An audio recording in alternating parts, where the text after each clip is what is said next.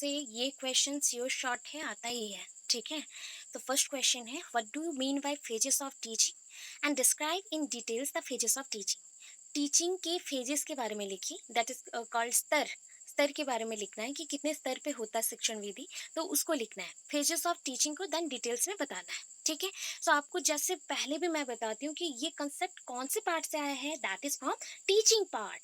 Teaching part शिक्षण विधि से आया है या फिर शिक्षण के भाग से आया है। तो आपको इंट्रोडक्शन क्या देना है, इंट्रोडक्शन टू टीचिंग देना है। तो teaching is a complex process और टास्क एक कॉम्प्लेक्स प्रोसेस होता है, बिकॉज इन दिस प्रोसेस ये knowledgeable person imparts their knowledge to knowledgeless person. तो यहाँ पे दो पर्सन है, एक नॉलेजेबल है और एक नॉलेजलेस है, जो कि इम्पार्ट करते हैं क्या को, टीचिंग को। मतलब अपनी टीचिंग कैसे होता है, इंफॉर्मेशन के थ्रू होता है। आप जब इंफॉर्मेशन देते हो किसी को, बिकॉज आप नॉलेजेबल हो, तो आप टीचर हो। जो रिसीव करेगा वो लर्नर है। ठीक है, सो उसके बाद टीचिंग का थोड़ा सा मैंने कैरेक्टर दिया है। Teaching is an interactive process, ये आप जानते हो already. Experience person and experience person, there are two types of person here in the teaching session. That is, the first one is the experienced one, another one is the unexperienced one. जो मैंने बोला knowledgeable and the knowledgeless. So ये दोनों, एक बुद्धिमान है और एक क्या बोल सकते हैं हम, अज्ञान बोल सकते हो, ज्ञानी अज्ञानी ऐसे कर सकते हैं हम लोग। ठीक है, हम मूर्ख नहीं बोलेंगे यहाँ पे। तो दो टाइप के व्यक्ति यहाँ पे हैं, दो टाइप के पर्सन यहाँ पे हैं, जो कि इंटरेक्शन करते हैं इंफॉर्मेशन लेने के लिए एंड देने के लिए। हो गया। नेक्स्टली आप लोग जानते हो ये ट्राइपोलर प्रोसेस, आप लोग जानते हो ऑलरेडी, बार बार हो चुका है। लर्निंग में भी हुआ था, टीचिंग में भी हुआ था। दैट इज, ये जो प्रोसेस है या फिर स्कूल सेशन में जो भी प्रोग्राम होते हैं, ये डिपेंड करता है किसके ऊपर, 3 पॉइंट्स के ऊपर। First one is the teaching, second one is the student, sorry, यहाँ पे first one is the teaching, जो भी टीचर करेंगे, तो teacher is the first point और teacher is the main point. तो यहाँ पे डोमेन कौन हो गया, पहला डोमेन है, डोमेन मीन्स हेड। तो पहला डोमेन और हेड है टीचर का, then second one is the student and third one is the mode और मोड ऑफ करिकुलम आप लोग लिख सकते हैं, जो कि चैनल है, एक टाइप का माध्यम और चैनल है। ठीक है, तो यहाँ पे चैनल में और क्या क्या आएगा, मोड ऑफ करिकुलम आ गया, तो वहाँ पे बहुत सारे एक्टिविटीज आ जाएंगे। 10 यहाँ पे पूरा आपका टीचिंग का ही पॉइंट्स चल रहा है। 10 द सोल एलिमेंट, मतलब सबसे important element of teaching is a mutual relationship between the teachers and the student. ये आप जानते हो कि एडवांस प्रोग्रेस करने के लिए, लर्निंग करने के लिए, we need 2 points, that is the teacher and the student. So ये दोनों का रोल बहुत ही इंपॉर्टेंट है। These two persons are very important for the teaching session. Nextly, also teaching can be considered as the art of assisting another to learn by providing the information and appropriate situation, conditions or activities. Suppose I am your teacher, so I am giving some instruction to you so that you can follow this instruction and get your beneficial role or beneficial goal. सो यहाँ पे आपको क्या मिला, मैंने जो instructions और information दिया, कोई एक पर्टिकुलर सिचुएशन को लेके, कंसेप्ट को लेके, कंडीशन को लेके, उसके बेसिस पे ये वन काइंड ऑफ आर्ट हो गया। मेरा एक आर्ट है, टीचिंग एक आर्ट प्रोसेस है, नॉट ए साइंस प्रोसेस। इसमें लॉजिक जब यूज होता है वो साइंस प्रोसेस होगा।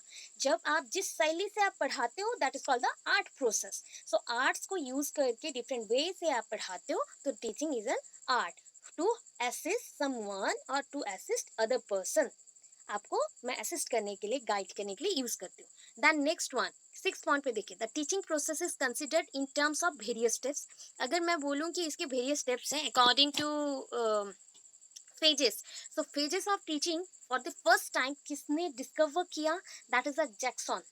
जैक्सन, ठीक है, Jackson divides the teaching act, that is teaching जो एक्टिविटी है, मतलब आप लोग ना लेसन प्लान जो बनाते हो, that is the lesson plan contains many points related to concept and describes its, just like instructional objectives is the first one, then instructional aids, then announcement of the topics, previous knowledge assumed, etc. जो भी आप अवधारणा एक लाते हो कि हमें कल class लेना है, उससे पहले क्या क्या मैनेज करना चाहिए, तो उसके लिए ये बहुत ही अच्छा पॉइंट है। ये बोल सकते हैं ये बेस पढ़ रहे हैं हम, उसके लिए लेसन प्लान के लिए ये बेस है, वन काइंड ऑफ बेस को हम पढ़ रहे हैं आज।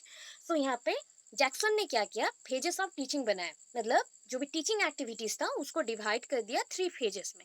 अकॉर्डिंग टू दिस, मैं यहाँ पे शॉर्टकट भी आपको बता सकती हूँ, जो पॉइंट्स अंदर लिखा गया था वहाँ पे ऐसे मेंशन कर सकते हैं। That is a pre active, activities से पहले। कौन सा एक्टिविटी, टीचिंग का एक्टिविटी होने से पहले क्या करना है। सपोज मेरा कल क्लास है ना, मैं आज प्रिपेयर कर रही हूँ, जस्ट लाइक मैं आप लोगों को पढ़ाने से पहले भी प्रिपरेशन लेती हूँ, तो ये हो गया प्री एक्टिविटी बिफोर एक्शन, जो भी हम एक्टिविटीज करते हैं, ठीक है। सो ये एक्टिविटी में हम क्या करेंगे, प्रिपेयरिंग लेसन प्लान हम प्रिपेयर करेंगे, अध्याय को अध्ययन करेंगे। कोई भी चैप्टर को आप स्टडी करोगे, तो स्टडी करने के लिए we need some preparation. So study के बाद जब हो गया, प्रिपरेशन कंप्लीट हो गया, तो कौन सा स्टेज में जाएंगे, बिकॉज मेरा क्लास है तो क्लास में मुझे एंटर करना पड़ेगा, दैट इज इंटरैक्टिव फेज, जहाँ पे हम इंटरेक्शन करते हैं, एक दूसरे के साथ हम लोग इंटरेक्ट होते हैं, बातचीत करते हैं, interactive phase. So first one is examples के तौर पे देखिए क्या क्या कर सकते हैं इस टाइप में आप ना, यहाँ पे जो भी स्टिमुलस है उसके अकॉर्डिंग मेथड्स यूज करेंगे क्लासरूम में टीचिंग प्रोवाइड करने के लिए। So according to this, question answer, lecturing process, stimulus response, these are the methods involve in this interactive phase में ये सारे मेथड्स यूज होते हैं। Lastly, post active means after activities, मतलब after completion of the activity हमें क्या perform करना है, we can perform the examination part, और एग्जामिनेशन पार्ट को आप परफॉर्म करोगे, सो फीडबैक प्रोवाइड करेंगे, रिपोर्ट देंगे, रिजल्ट, प्रोग्रेस कार्ड, और जस्ट लाइक हम प्रोफाइलिंग कर रहे हैं ऐसे पॉइंट्स आते हैं, मार्किंग अप करना, ग्रेडेशन करना, स्कोर्स निकालना, सो ये सारे पॉइंट्स आते हैं पोस्ट एक्टिविटीज में। सो प्री एक्टिव में लेसन प्लान प्रिपेयर करना है, before the class you have to make your lesson plan, ठीक है, आपका लेसन प्लान आप बना लो। Second point, this is the interactive phase where you can ask any question to the students, और by using any type of methods you can apply your knowledge to the students to impart teaching process. Then third part, that is the post active phase where you can judge or you can give any feedback to the students after examination or after taking examination, ठीक है। ये आपका short points है, exam में कुछ आए ना आए इसको पहले लिखिए, उसके बाद एक्सप्लेनेशन देना, बिकॉज ये सारे बेसिक है। तो यहाँ पे क्या मेंशन किया देखो, आपको पहले भी बोल रही हूँ मैं कि फिगर जब लिख रहे हो तो फिगर में फ्लो चार्ट है या क्या है आप मेंशन करो, flow chart of phases of teaching, जो भी आप डायग्राम करो उसके नीचे फिगर लिखो, और भी अट्रैक्टिव होगा एंड मार्क फेजिंग भी होगा।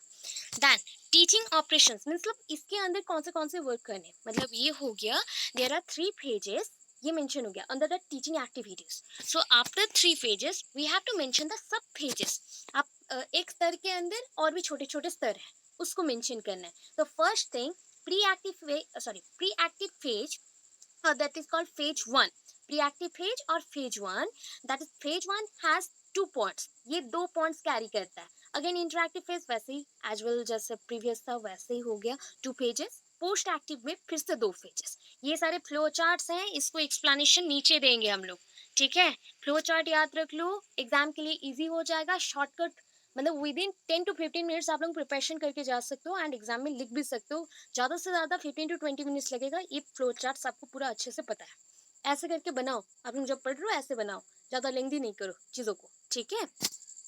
मैं आपको समझाने के लिए लेंदी दूंगी थोड़ा बहुत, उसको समझ के आप फ्लो चार्ट्स बनाना, ठीक।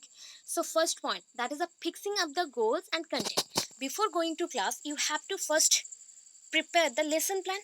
So before create the lesson plan you have to make some decisions about your goal. आपको ना पहले आपका लक्ष्य क्या है उसको सोच लो, उसके बाद कंटेंट सिलेक्शन करोगे। कोई भी कंसेप्ट पढ़ाना हो बच्चों को, आपको पहली बार आप इंटरव्यू देने जा रहे हो, suppose you are going to give some interviews in some school or in some institution, so you have to prepare some topics, according to your knowledge or according to your ability, according to your power, जो भी आपका point है कि मैं confident हूँ, I am very confident in this topic, not this topic, so I have to make some goal according to this, or according to this goal whatever I make in the previous session, so according to this I'll fix our goal, after that fix the content। तो मैं इसके बाद content and गोल को fix करूंगी। Nextly in the number 2, decision about strategy. अभी ना मैंने बहुत सारे पॉइंट्स को आपको बार बार बताया कि मेथड्स बहुत वेराइटीज के होते हैं, वेरियस टाइप्स ऑफ मेथड्स हैं, क्या है, this are the strategies also. Strategies अभी मैं आपको बता रही थी, लर्निंग स्ट्रैटेजीज में क्या है, कोऑपरेटिव लर्निंग है, कोलैबोरेटिव लर्निंग है, पीयर ट्यूटरिंग है, एंड वैसे ही बहुत सारे आएंगे। पीयर ट्यूटरिंग के बाद आपका ग्रुप वर्क है या टीम वर्क है। वैसे इधर आ जाओ, टीचिंग स्ट्रैटेजीज में ब्रेनस्टॉर्मिंग है जो कि टीचर यूज करेगा, जो लर्निंग स्ट्रैटेजीज है वो लर्नर्स यूज करते हैं. Teaching strategies are use by the teacher, specifically the teacher. तो स्पेसिफिकली जब होता है या स्पेशली जब टीचर यूज करते हैं, so particularly it is depend on the individual difference. ये जो स्ट्रैटेजी रहता है ये किसके ऊपर डिपेंड करता है, इंडिविजुअल डिफरेंस के according. Just like the simulation process. और लास्ट वन आपका जो एनरिचमेंट प्रोग्राम है. एनरिचमेंट मीन्स होता है ना, आपको बोला जाता है this oil is enriched with vitamin E, मतलब इसमें बहुत भरपूर विटामिन ई पड़ा हुआ है, ऐसे हम लोग बोलते हैं. तो enrichment means nourishment, one kind of nourishment. Suppose think कर लो कोई एक बच्चा बहुत ही टैलेंटेड है, तो उसको मैं कौन से प्रोग्राम में डालूंगी? क्या मैं उसको ओनली ब्रेनस्टॉर्मिंग दे दूं तो आइडियाज निकल जाएंगे? उसके आइडियाज तो कहीं से भी आएंगे. गेमिंग प्रोसेस में उसका कुछ होगा. बड़े बच्चों को गेमिंग के थ्रू कोई भी डेवलपमेंट नहीं होता. So enrichment programme is the one kind of programme where we mention some specific book to the learner or the gifted child for learning or upcoming study. So उसको higher studies के लिए जाना है, upcoming higher studies के लिए जाना है या फिर कुछ करना है, तो वो सारे रेफरेंस बुक्स को फॉलो करेंगे. एंड उसके बाद उसके मन में जो भी डाउट आएगा वो टीचर को पूछेंगे. तो ये एनरिचमेंट प्रोग्राम्स का रोल था. तो वैसे ही यहाँ पे स्ट्रैटेजीज को यूज करना पड़ता है. तो strategy is not fix type for any class, it is fixed by teacher according to the individual differences. ये इंडिविजुअल डिफरेंस जो विभिन्नताएं होती हैं बच्चों के अंदर, उसको ध्यान पे रखते हुए ये सारे बनाए जाते हैं स्ट्रैटेजीज को. ठीक है. तो पहला तो हम लेसन प्लान बनाएंगे. उसके लिए पहले आप गोल को फिक्स करोगे, उसके बाद कंटेंट सिलेक्शन करोगे, दैन स्ट्रैटेजी को यूज करोगे, लेसन प्लान बनाओगे. तो ये प्री एक्टिव फेज में कंप्लीट हो गया. After that the interactive phase. इसी के अकॉर्डिंग ना शॉर्ट क्वेश्चंस आता है आपका ओटेड सीटेड में, इसलिए चार्ट बनाना बहुत इंपॉर्टेंट है. इंटरैक्टिव में क्या होगा, आपको ऑलवेज याद रखना है कि इंटरैक्टिव वर्ड्स का मीनिंग होता है interaction. That is one kind of instruction giving process और communication process where the teacher give instruction to the students. Teacher students को इंस्ट्रक्शंस देगा. तो according to this diagnosis of the learner. Diagnosis of the learner what? Entry behaviour. बच्चों के entry behaviour को समझो. Exit behaviour को नहीं समझने से भी चलेगा. एंट्री बिहेवियर को जज करो. आफ्टर दैट बच्चों का इंटरेस्ट कौन सा सब्जेक्ट में है वो जज करो. उसके बाद उसको पढ़ाओ. देन वो फिजिकली प्रेजेंट होगा, मेंटली भी प्रेजेंट होगा. Then action and reaction. वो वाला पॉइंट नहीं पढ़ना कि action, every action has opposite and equal reaction, ऐसे नहीं बताना. यहाँ पे ऑपोजिट थिंग पे उल्टा बात है. यहाँ पे एक्शन एंड रिएक्शन. मैं एक्टिविटीज करूंगी, देन री एक्टिविटीज करूंगी बच्चों के नीड के अकॉर्डिंग. मैं बहुत बार आपको रिपीटेडली पढ़ाती हूँ कुछ पॉइंट्स को. रिपीटेडली आपको समझ नहीं आता, फिर भी पढ़ाती हूँ, 2 टाइम 3 टाइम्स हो जाता है. तो ये होता है action and reaction. Action and reaction ये क्या है? बच्चों के नीड्स के अकॉर्डिंग. सॉरी, ये बच्चे नीड करते हैं रिमीडियल टीचिंग. ये बच्चे नीड करते हैं any type of remedial teaching according to their mental activities और आईक्यू लेवल. दैन टीचर्स क्या करेंगे? Always provide that type of support to the children and create और recreate that teaching material many times. So उनके जो भी teaching materials हैं उसको बार बार use करके बच्चों को पढ़ाएंगे. ठीक है. अभी लास्ट स्टेज में आते हैं, that is a post active. Post active again that point also have 2 points. That is the first one is the appropriate testing devices. Examination करना है. एग्जामिनेशन करना है. After examination one kind of judgemental process होता है. Examination में हम evaluate करते हैं बच्चों को, बच्चों के परफॉर्मेंस को, स्कोरिंग देते हैं, मार्किंग देते हैं, ग्रेडेशन करते हैं. ठीक है. रिपोर्ट कार्ड्स बनाते हैं. फीडबैक में हम रिपोर्ट कार्ड में मेंशन करते हैं you are good, best, better और क्या हो आप लोग, ऐसे मेंशन किया जाता है. Feedback tells about your performance. Feedback is a combination of all the data starting from the school session. From school session to ending session. जो भी स्टार्टिंग हुआ ना, जब हुआ था उस पीरियड से लेके अब तक का जो भी इंफॉर्मेशन रहता है वो फीडबैक में आता है. ये हो गया feedback to teaching also, feedback to student also. क्यों? यहाँ पे जब बच्चों को आप प्रोग्रेस कार्ड देते हो या रिपोर्ट्स देते हो, तो बच्चों का अगर परफॉर्मेंस बुरा हो रहा है या कुछ खराब हो रहा है, तो ये भी किस पे ऊपर आता है? टीचर्स के ऊपर आता है कि इफ टीचर्स ऑलवेज मेथड्स को प्रॉपर वे से यूज करेंगे तो बच्चे भी अच्छे से पढ़ेंगे. तो ये इन्फॉर्मेशन है जो कि पूरे क्वेश्चन में रहेगा, पूरे क्वेश्चन के आंसर्स में रहेगा. मैं शॉर्टली अभी बोलूंगी बिकॉज बहुत सारा एक्सप्लेनेशन दे दी. क्लियर हो? यस और नो?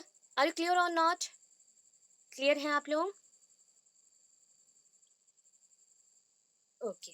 चलो नेक्स्ट पेज में. सो अभी प्री एक्टिव फेज पढ़े थे. That is a pre active phase means before going to classroom make some lesson plan about the concept. इतना प्रोसेस जानिए कि आपको क्लासरूम से पहले लेसन प्लान्स बनाना है। तो यहाँ पे प्लानिंग लेसन्स और लेसन प्लान्स मेंशन है, that is the planning lessons और लेसन प्लान्स मेंशन हो गया।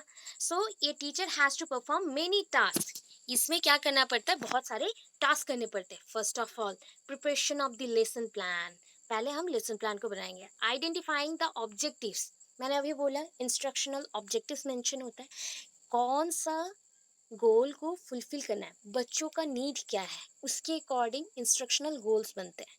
एंड उसी के बाद सब्जेक्ट को कैसे पढ़ाना है, because subject is important for everyone. If subject matter use नहीं हुए स्टूडेंट्स के लिए तो आपका बेनिफिशियल टीचिंग नहीं होगा। तो इसलिए टेस्ट करना है, बच्चों के टेस्ट रिपोर्ट्स को देखना है कि ये अगर बच्चों को पढ़ाऊँ तो क्या आंसर ऐसा आएगा।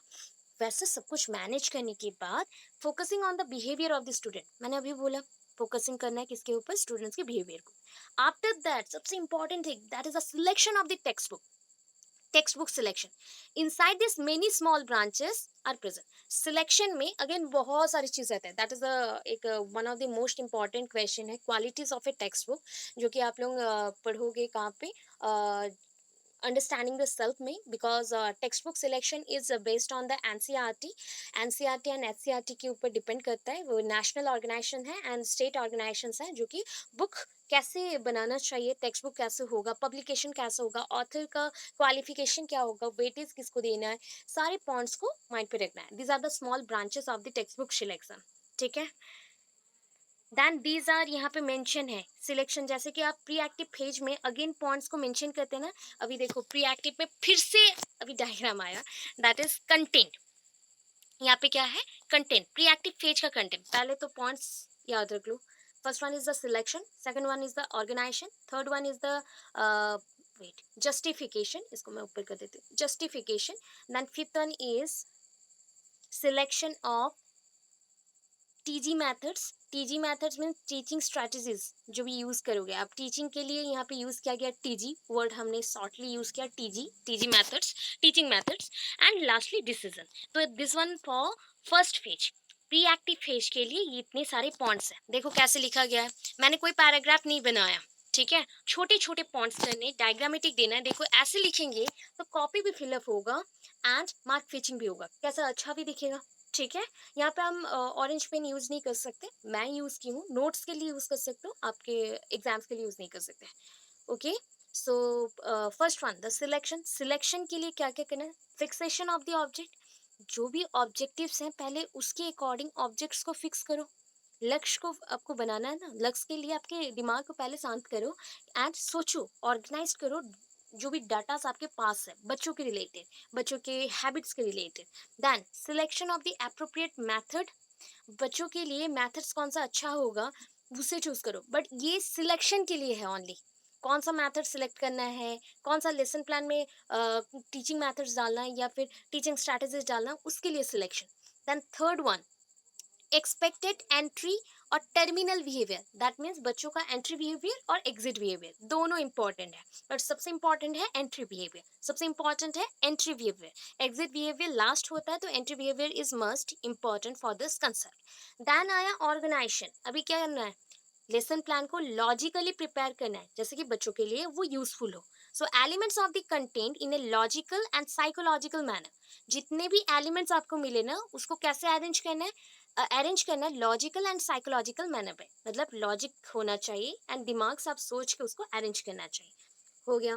देन जस्टिफिकेशन, अच्छा आपने जो सिलेक्ट किया है this one is justified your aim और नॉट, आपके एम को ऑब्जेक्टिव्स को वो जस्टिफाई कर रहा है कि नहीं, जस्ट लाइक ये सिग्निफिकेंट है कि नहीं, उसी पर्टिकुलर एम को फुलफिल करने में हेल्प करेगा कि नहीं, इतना चेक करना है।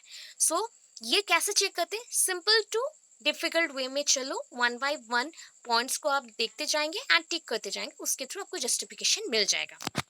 Then selection of the TG method. तो सिलेक्शन यहाँ पे स्पेलिंग करेक्शन करिएगा, सिलेक्शन में हम मैंने जी ऐड कर दिया तो रॉन्गली है, कट कर देना। Selection of the TG methods है, that is the teaching methods, जो भी स्ट्रैटेजीज आप यूज करना चाहते हो क्लासरूम में। Then last one the decision, किसके ऊपर डिसीजन लेंगे, स्टूडेंट्स के आईक्यू लेवल पे। कि lastly I am fixed in that point, the IQ level of the most of the student is in between the 120, that is 80 to 120. तो आप क्या करोगे, now you can choose your method as proper to the your subject and teach your subject accordingly. So आप अभी बच्चों को averagely एक think कर लिए कि उनका IQ लेवल है 70 to 180 के अंदर, या फिर सॉरी 120 के अंदर, 80 हो नहीं सकता, सॉरी फॉर दैट, 120 के विद इन. तो उसके अकॉर्डिंग आप टीचिंग मेथड्स यूज करेंगे एंड बच्चों को पढ़ाएंगे. हो गया, ये फर्स्ट फेज का है पूरा. ठीक है, अभी आया interactive phase. You know that कि interactive phase means communication process. यहाँ पे कम्युनिकेशन होता है कौन से बेसिस पे, सब्जेक्ट ओरिएंटेड बेसिस पे. So in this process the execution of the planning, मैंने आज प्लानिंग बनाया कि कल मुझे कहीं जाना है, सो दैट इज कॉल्ड, मैंने पहले तो प्लानिंग बना लिया, ये हो गया प्लानिंग बनाना, प्री एक्टिव फेज खत्म. कल मुझे कुछ करना है या फिर मुझे कहीं जाना है, that is called the execution. Execution of the planning on the right time में आपको एग्जीक्यूट करना है, काम को अच्छे से क्या बोलते हैं उसको, निर्वाह करना है. ओके, हिंदी में दैट इज द निर्वाह करना है. तो अकॉर्डिंग टू दिस आप क्या करेंगे, this is a very complex process. ये सबसे कम्प्लेक्स होता है टीचिंग प्रोसेस को पूरा कंडक्ट करना. टीचिंग इजी चीज नहीं है. जो अच्छे टीचर्स होते हैं उनको टाइम बहुत चाहिए होता है खुद को प्रिपेयर करने के लिए, एंड एवरी पॉइंट पे वो पॉइंट्स को समझा के बोलेंगे. That is the best part of the teaching session, कि आपको अगर कुछ भी नहीं पता हो फिर भी 80-90% इंफॉर्मेशन आपके माइंड में रिसीव हो जाएगा. वो होता है प्रॉपर टीचिंग. ठीक है, सो यहाँ पे क्वेश्चंस आप कौन से टाइप के मेथड्स यूज करेंगे, just like the question answer method, या फिर टीचिंग डायरेक्शन मेथड, और asking many question to the student. This is the method. Question proving जो आप लोग कह रहे थे, that is the skill of question proving. Question ask करोगे टॉपिक ओरिएंटेड, प्रीवियस नॉलेज को अज्यूम करने के लिए कि बच्चे कितना जानते हैं. After that example asking question to the student after completion of the chapter. तो दो टाइम क्वेश्चंस होते हैं. First, for the first time आप जब एंटर करते हो, first of all you greet the students. पहले आप तो ग्रीट करेंगे कि hello students, hello everyone. After that you ask many question related to your subject. If student knows about this subject and they knew that this subject contains various points of their life, or that is a life related situation, so they can ask many question to you also. वो पूछ सकते हैं कि ma'am ये पढ़ाई होगा, ये होगा, मुझे ये आता है ये. तो इसके अकॉर्डिंग उनका अटेंशन आपको पता चला कि वो कितना अट्रैक्ट हो रहे हैं इस सब्जेक्ट के अकॉर्डिंग. आफ्टर दैट आप क्वेश्चन पूछोगे. क्वेश्चन पूछने के बाद फिर आप क्लास में जैसे पढ़ाते हो नॉर्मली पढ़ाओगे. And after taking classes again you will ask question related to the basic information whatever you give. now आपने जो अभी दिया है उसी के बेसिस पे आप क्वेश्चन उसको पूछेंगे कि जज करने के लिए वो कितना समझा. अभी टीचिंग जो भी इंटरेक्टिव फेज है, ये प्रोसेस में टू टाइप्स का थिंग आता है. दो टाइप का इन्फ्लुएंस आप बच्चों में डालते हो. First one is the direct influence, that is the teaching is the direct influence, and indirect influence is by teaching or the through teaching you can encourage your students and you can also motivate your students. आप अपने students को motivate कर सकते हैं, encourage कर सकते हैं. अभी इस स्टेज में again when A teachers enter the classroom, क्या क्या एक्टिविटीज होता है, मतलब आप क्लासरूम में चले गए हैं, उसमें क्या क्या होगा. पहले तो मैटर करता है the size of the class. Class का साइज बहुत ही इंपॉर्टेंट है. मैं पहले भी आपको बोल चुकी हूँ, according to NP 1986 and right to education act, teacher and people ratio, मतलब स्टूडेंट टू जो टीचर का रेशियो होना चाहिए 40:1 होगा. मतलब स्टूडेंट अगर 40 हैं तो उसके हिसाब से कितने टीचर होंगे, 1. अगर 60 स्टूडेंट्स हैं तो वो डिवाइड हो जाएगा दो ग्रुप में एंड उनके लिए दो क्लास टीचर्स रहेंगे. अगेन अगर 90 स्टूडेंट्स हैं उसके अकॉर्डिंग 3 टीचर्स रहेंगे. तो ये होता है size of the class. Then students helping mood. अच्छा, आप क्या करेंगे ना, उनके प्रॉब्लम्स को पहले जानो. बेसिकली एज ए टीचर जब छोटे बच्चों को हम पढ़ाते हैं ना, तो उनके प्रॉब्लम्स को, just like they are alone or not, they are feeling shy or whatever they feeling now, so everything you can ask your student very politely. आप अच्छे से पूछेंगे. आफ्टर दैट उनका जो नेसेसरी इश्यूज हैं, मतलब जो प्रॉब्लम्स को सॉल्व होना चाहिए, जो इश्यूज को सॉल्व होना चाहिए, वो आपको जैसे पता चला उसके अकॉर्डिंग आप उनके मूड को चेंज करेंगे. जस्ट लाइक हाँ ठीक है, मैं जान गई आपका ये इश्यूज है, चलो सॉल्व हो जाएगा, अभी माइंड को चेंज करो, चलो पढ़ाई में आ जाओ. ऐसा हम लोग कुछ एक बात बोलेंगे. Nextly students problem creating tendency. कुछ स्टूडेंट्स होते हैं in every classroom we have that type of student who are creating very much disturbances in the classroom. So classroom में ऐसे भी students होते हैं कि always they think that they are superior, they know everything, they are very tied to this teacher. मतलब वो tied up होके रहते हैं, just like खिंचे हुए रहेंगे कि मैं ये टीचर्स को देख लूंगा बाहर, ये बात बोल दूंगा, वो बात बोल दूंगा, मैं बहुत कुछ जानता हूँ। सो दिस टाइप ऑफ जो बिहेवियर रहता है वो एवरी क्लास में होते हैं, कुछ कुछ बच्चे ऐसे ही। एंड वो बच्चों को थोड़ा सा आपको शांत करना पड़ेगा, otherwise you will give some task to them.